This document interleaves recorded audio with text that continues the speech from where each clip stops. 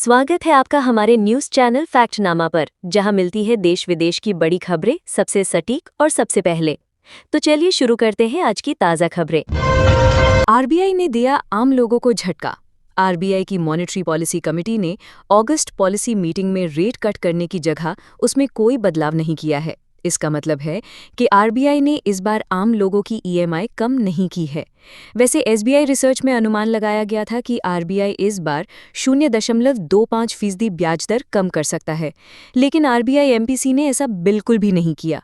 वैसे आने वाली पॉलिसी मीटिंग में रेट कट की उम्मीदों को धूमिल नहीं किया है और पॉलिसी स्टैंस को न्यूट्रल ही रखा है।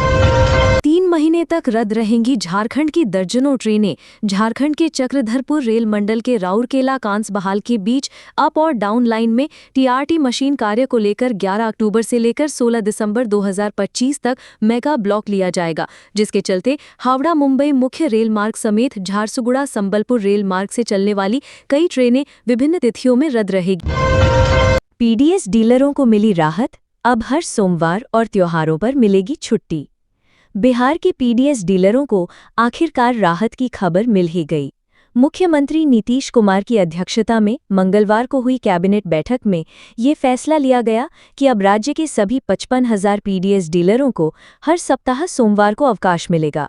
इसके अलावा स्वतंत्रता दिवस, गणतंत्रता दिवस, गांधी जयंती, होली, दिवाली, छठ और ईद जैसे प्रमुख त्योहारों पर भी सरकारी छुट्टी दी जाएगी। अब अमेरिका पहुंचने वाले हर टूरिस्ट से ट्रंक वसूलेंगे 13 लाख रुपए। अमेरिका एक नया पायलट प्रोग्राम लेकर आया है, जिसके तहत टूरिस्ट और बिजनेस वीजा पर अमेरिका पहुंचने वाले लोगों को वीजा बॉन्ड के रूप में $15,000 यानी 1,36,000 से अधिक रुपए जमा करने के लिए कहा जा सकता है। अमेरिकी विदेश मंत्रालय का कहना है कि ये वीज़ा प्रोग्राम इसलिए भी लागू किया जा रहा है ताकि विदेशी सरकारें भी अपने घरेलू सुरक्षा सिस्टम को मजबूत करें और ध्यान रखें कि उनके नागरिक बिना वैध दस्तावेजों के अन्य देशों में न जाएं। लोमड़ी ने लॉर्ड्स में अचानक रोक दिया खेल। देखते रह गए खिलाड़ी। लीग के उद्घाटन मैच के दौरान लॉर्ड्स के मैदान में एक अजीब नज़ारा देखने को मिला। इसकी वजह से 1 मिनट तक खेल को रोक देना पड़ा। बारिश या किसी खिलाड़ी की चोटिल होने की वजह से ये खेल नहीं रुका, बल्कि एक लोमड़ी की वजह खेल को रोकना पड़ा। लोमड़ी ने मैदान पर कई चक्कर लगाए और अंत में मैदान से बाहर चला गई, जिसके बाद खेल दोबारा शुरू हुआ। पीएम मोदी ने किया कर्तव्य भवन का उद्घाटन। प्रधानमंत्री नरेंद्र मोदी ने बुधवार को नई दिल्ली में भव्य समारोह के बीच कर्तव्य भवन का उद्घाटन किया। ये भवन केंद्र सरकार की उस प्रमुख योजना का हिस्सा है जिसका उद्देश्य सभी केंद्रीय मंत्रालयों और विभागों को एक ही परिसर में लाकर प्रशासनिक कार्यों को अधिक समन्वित और प्रभावी बनाना है। कर्तव्य भवन 3 केंद्रीय विस्टा परियोजना के अंतर्गत प्रस्तावित कई कॉमन सेंट्रल सेक्रेटेरिएट सीसीएस भवनों में से पहला है। ये परियोजना प्रशासनिक दक्षता को बढ़ावा देने और मंत्रालयों के बीच समन्वय को बेहतर बनाने के लिए तैयार की गई है। यूपी, पंजाब समेत 8 राज्यों से बिहार आने वाली शराब पर लगेगी लगाम। सरकार ने लिया बड़ा फैसला। शराबबंदी वाले बिहार में अवैध शराब की सबसे ज्यादा खेप उत्तर प्रदेश, पंजाब, हरियाणा, चंडीगढ़, पश्चिम बंगाल, झारखंड, राजस्थान और अरुणाचल प्रदेश से ही लाई जा रही है। ये बात मद्य निषेध इकाई की समीक्षा के दौरान सामने आई है। अब आने वाले दिनों में शराब की तस्करी रोकने और आगे की कार्रवाई के लिए इन 8 राज्यों के डीजीपी और उत्पाद आयुक्तों को पत्र लिखकर सहयोग की मांग की गई है। इसके अलावा यूपी, बंगाल और झारखंड के सीमावर्ती इलाकों में चेकपोस्ट की संख्या बढ़ाने का निर्देश दिया गया है, ताकि इसके माध्यम से कड़ी निगरानी की जा सके।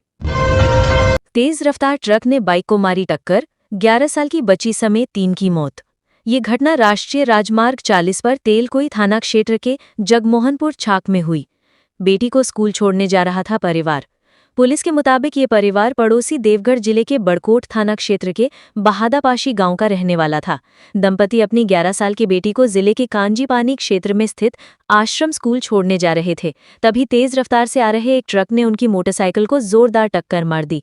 टक्कर इतनी भीषण थी कि तीनों ने मौके पर ही दम तोड़ दिया। ट्रक चालक फरार, लेकिन ट्रक जब्त। हादसे के बाद ट्रक चालक मौके से फरार हो गया, लेकिन पुलिस ने तत्परता दिखाते हुए उसे जनासनपुर के पास टोल गेट पर रोक लिया। हालांकि चालक फिर से भागने में कामयाब हो गया। पुलिस ने ट्रक को जब्त कर लिया है और चालक को पकड़ने के लिए तलाशी अभियान चला रही है। 7 साल बाद चीन दौरे पर जाएंगे प्रधानमंत्री नरेंद्र मोदी। प्रधानमंत्री नरेंद्र मोदी 31 अगस्त से 1 सितंबर 2025 तक तियानजिन में होने वाले शंघाई सहयोग संगठन SCO नेताओं के शिखर सम्मेलन के लिए चीन की यात्रा कर सकते हैं। खबरों के मुताबिक चीन ने आधिकारिक तौर पर प्रधानमंत्री मोदी को इस यात्रा के लिए गर्मजोशी से आमंत्रित किया है और दोनों देशों ने बातचीत शुरू हो गई है। अमेरिका के बढ़ते दबाव के बीच ये यात्रा कई मायनों में अहम हो सकती है, क्योंकि चीन और भारत दोनों ही अमेरिकी की धमकियों का सामना कर रहे हैं। धराली में बादल फटने के बाद केरल के 28 पर्यटकों का ग्रुप लापता। उत्तराखंड में उत्तरकाशी के धराली में आई महाआपदा के बाद मलबे में जिंदगी की तलाश जारी है। बुधवार दोपहर तक करीब 150 लोगों को सुरक्षित बाहर निकाल लिया गया था। 50 से अधिक लोग अब भी लापता बताए जा रहे हैं। केरल राज्य से उत्तराखंड घूमने आए 28 पर्यटकों के एक ग्रुप का भी पता नहीं चल पा रहा है। लापता लोगों में हर्षिल के आर्मी कैंप के 11 सैनिक भी शामिल हैं। परिजनों ने बुधवार को जानकारी देते हुए बताया कि उत्तराखंड में लापता हुए 28 लोगों में से 20 केरल के मूल निवासी थे, जो बाद में महाराष्ट्र में जाकर बस गए। बाकी 8 लोग केरल के विभिन्न जिलों के रहने वाले हैं। योगी आदित्यनाथ ने बरेली में विकास कार्यों का किया लोकार्पण। मुख्यमंत्री योगी आदित्यनाथ ने बरेली में कई महत्वपूर्ण विकास कार्यों का उद्घाटन किया। उन्होंने 223 परियोजनाओं का लोकार्पण किया और 322 नए विकास कार्यों का शिलान्यास भी किया। उत्तर प्रदेश में मुख्यमंत्री युवा उद्यमी विकास अभियान की योजना लागू की गई है, जिसके तहत 70,000 से अधिक युवाओं को ब्याज मुक्त और गारंटी मुक्त ऋण प्रदान किया गया है। इस अवसर पर जनसभा को संबोधित करते हुए मुख्यमंत्री ने कहा कि डबल इंजन की सरकार ने दंगा मुक्त और भयमुक्त वातावरण प्रदान किया है, जिससे विकास और विरासत को जोड़ने का प्रयास किया जा रहा है। उन्होंने कहा कि इसके सकारात्मक परिणाम सभी को दिखाई दे रहे हैं।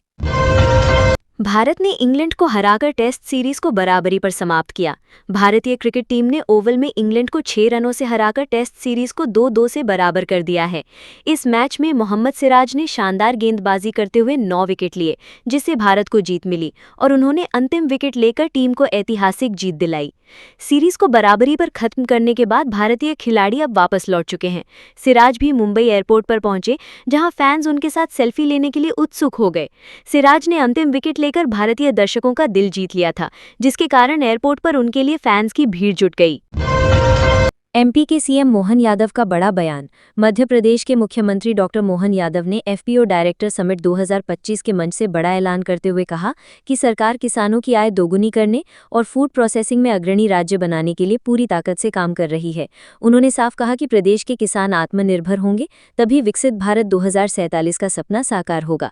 इस मौके पर रतलाम की स्व सहायता समूह की बहनों ने मुख्यमंत्री को बांस से बनी राखियां बांधी। मुख्यमंत्री ने मंच से किसानों को स्वतंत्रता दिवस, जन्माष्टमी और बलराम जयंती की बधाई भी दी। SC तय नहीं करेगा वाली प्रियंका गांधी के बयान पर भड़की बीजेपी। भारतीय सेना को लेकर राहुल गांधी की कथित अपमानजनक टिप्पणी पर अपने भाई का बचाव करने वाली सांसद प्रियंका गांधी के खिलाफ बीजेपी हमलावर हो गई है। कौन सच्चा भारतीय है, ये सुप्रीम कोर्ट नहीं तय करेगा वाले प्रियंका के बयान पर उनके खिलाफ अवमानना याचिका दायर किए जाने की तैयारी हो रही है। प्रियंका गांधी ने संसद परिसर में संवाददाताओं से कहा, कौन सच्चा भारतीय है और कौन नहीं, ये तय करना न्यायपालिका के दायरे में नहीं आता। ये कोई जस्टिस तय नहीं करेंगे। मैं ये बात न्यायपालिका का पूरा सम्मान करते हुए कह रही हूँ। उन्होंने कहा, राहुल गांधी जी ने हमेशा सेना और हमारे जवानों का सम्मान किया है।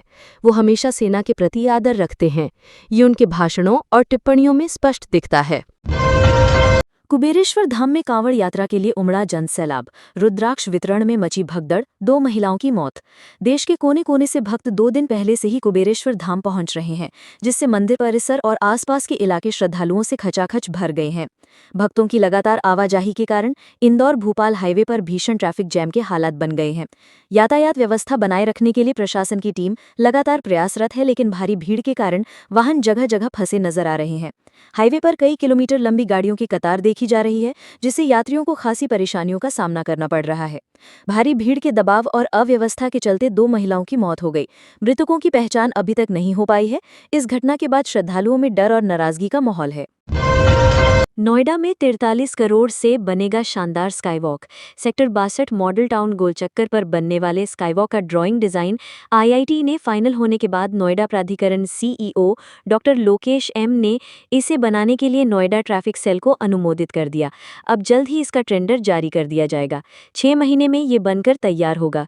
इससे नोएडा की तरफ सेक्टर 62, 63 और छिजारसी की तरफ चढ़ने उतरने की सुविधा मिलेगी।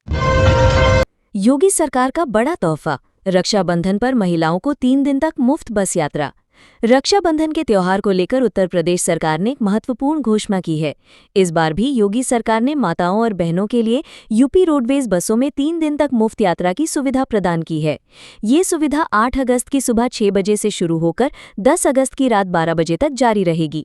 सरकार ने बताया है कि यूपी राज्य सड़क परिवहन निगम यानी यूपीएसआरटीसी तथा नगरीय बस सेवा की सभी बसों में इस अवधि के दौरान महिलाओं को निःशुल्क यात्रा का लाभ मिलेगा।